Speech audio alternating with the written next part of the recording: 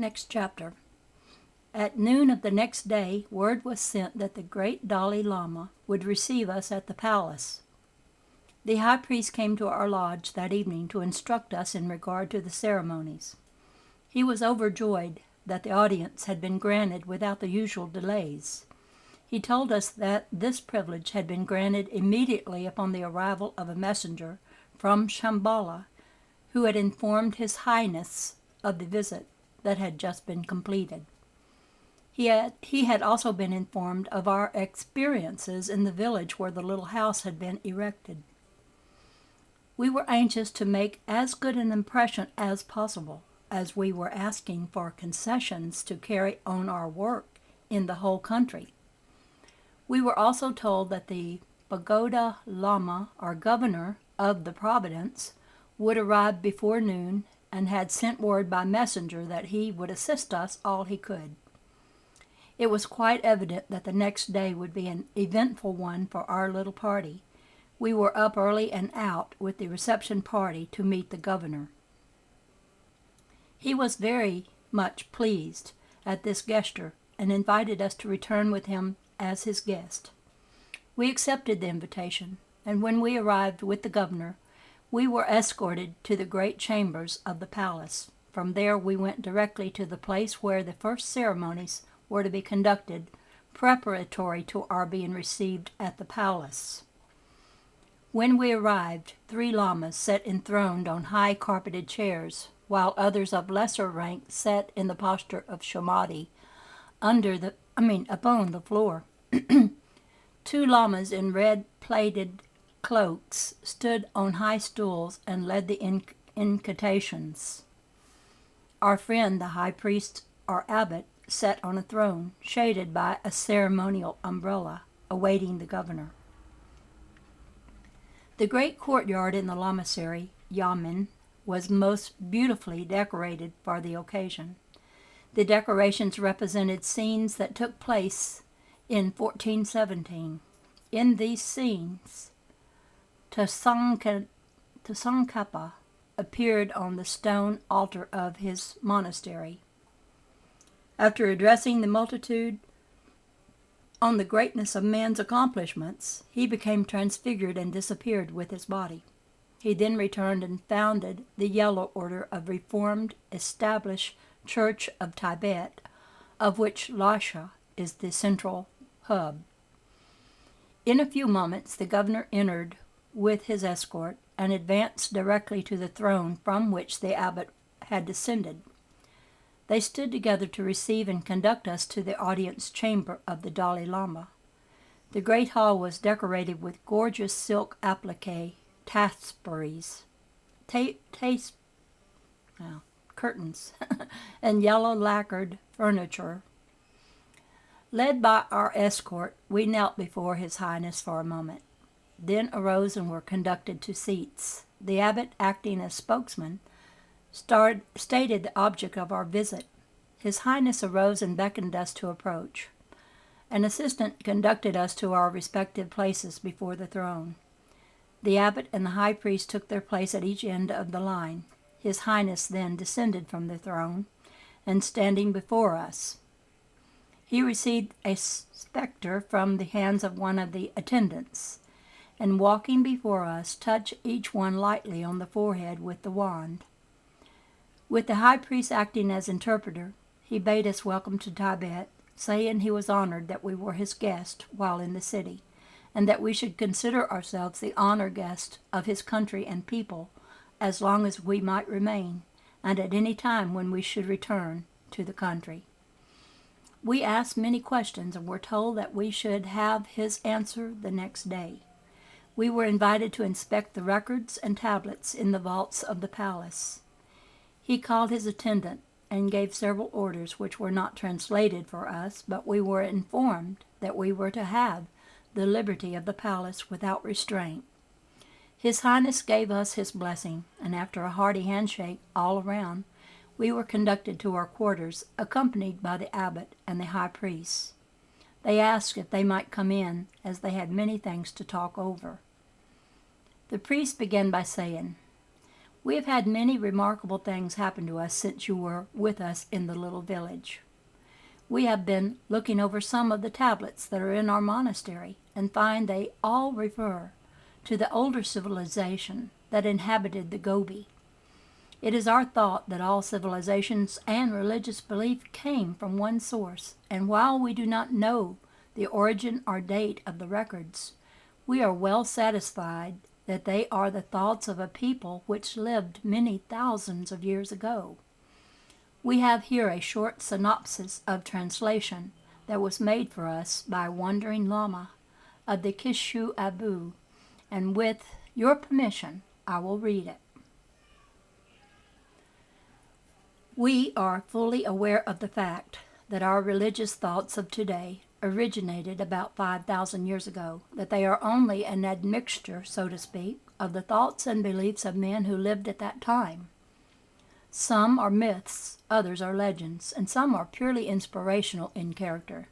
Yet none of them point to the highest possible attainment outlines of the Christ of God being a part of the individual attainment and the possibilities of attaining that goal through living a life that presents that ideal.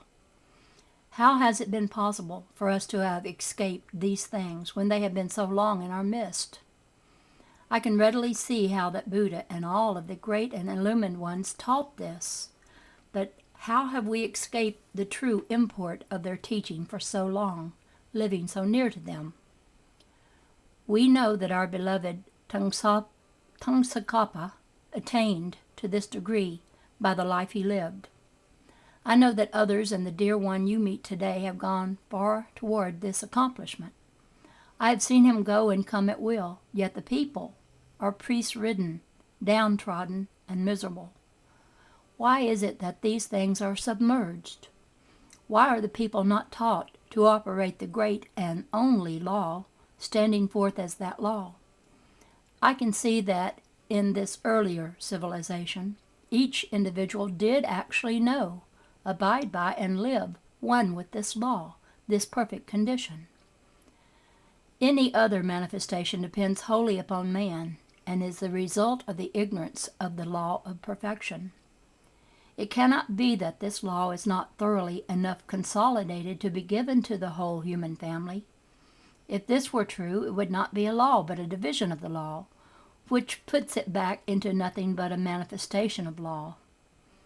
Anything that is only a portion of a whole is but a manifestation of the whole, taken away from and consolidated unto itself until it becomes an isolated atom with no polarity or connection with its source. Yet it flies around in space with a seeming orbit, only seeking, as it has no constituted orbit of its own. It only assumes the orbit of its source, but never becomes one with the source. There are thousands of examples of this phenomena today in our solar system, especially in regions between Jupiter and Mars. In this region, thousands of smaller bodies exist that seem to be related to the Sun as they follow a seeming path around the Sun. They are only following the orbit of their parent Jupiter because of its attraction for them and their lack of polarity to the Sun, their real source.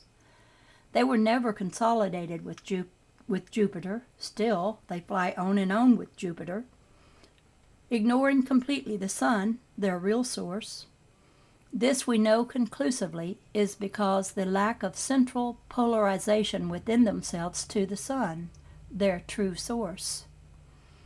Is Jupiter at fault in this case? Is the Sun, the true parent, at fault? Or is each tiny atom at fault? Is it not the same with humanity? Is the Father at fault? Is the fault with those who have the greater understanding?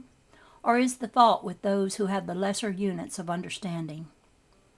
The fault must lie wholly within the lesser, as they refuse to become one with the greater.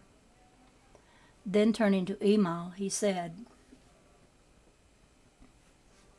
I can see since meeting you that it was wholly my fault that I clung to the lesser when the greater enveloped me wholly. But let us turn to the translation as it is through this that I came to the vital turning point in my life. The great cause, our directive principle, saw his Son, the Christ, the perfect man. He said, "This is the Lord God, the law of my being, to whom I have given dominion over heaven and earth, and all that is in them is." And this perfect one need not be in bondage to any mortal concept, as my perfect ideal is raised above any bondage, and has the same power and dominion that I have. Thus I speak through the Lord God of my being. It is not any command that I give unto you, except if you cooperate with me in the divine creative will. In the divine creative will, you will have no need for any other, and you will set up no graven image before me or yourself. Thus you will not call images gods, but you will know that you are God, in whom I am well pleased, and you have the same dominion that I have. Now come close up to me, my son, amalgamate with me, and I am yourself, and together we are God. Your body is the God body, which is idealized and which is in existence, and was in existence before the human race was ever projected into form. This is humanity's being, God creation.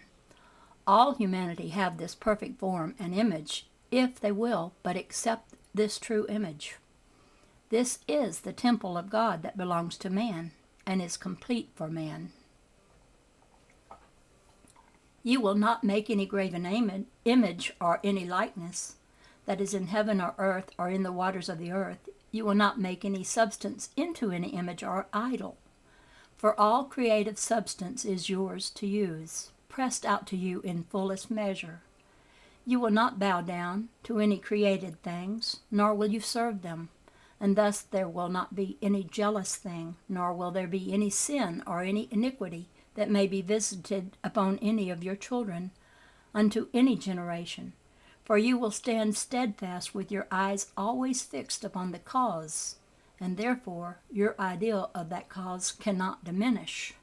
Thus you will show forth the same love that I manifest for you. You will honor this cause, our directive principle, knowing that it is our Father and Mother, and your days will be greater than the grains of sand upon the seashore, which are without number. You will not wish to hurt or destroy or kill, for the creatures are your creations. They are your sons, your brothers, and you will love them as I do you. You will not commit adultery, or whatever you will have done unto these, you will have done unto your father, your mother, your brother, your sister, or your loved one, for they are loved of the cause, as the cause loves you. You will not steal, you will not steal for you, but steal from the cause. And if you steal from the cause, you but steal from yourself. You will not bear false witness against any creation, for in so doing you bear false witness against the cause, which is yourself. You will not covet anything, for in so doing you but covet the cause, which is yourself. By holding yourself one with the cause, you have that which is perfect and is truly yours. Then you will not fear, for no God save yourself will come to prove you, as you will know that the cause, not personal but impersonal, is for all and fully envelops all. Then you will erect an altar, and on that altar you will build and always keep burning the undying fire, not of gods, but of the directive principle which is God. You behold yourself the Christ, the perfect, the only begotten, of the true principle or cause. Knowing this fully, you may speak forth the word God, and that word becomes visible. You are the creative and the creator, around, above, below, within, one with the divine directive principle, cause, God. The heavens obey God's voice, the silent voice of God, speaking through man. God speaks, man speaks. God always speaks through man. Thus, when man speaks, God speaks.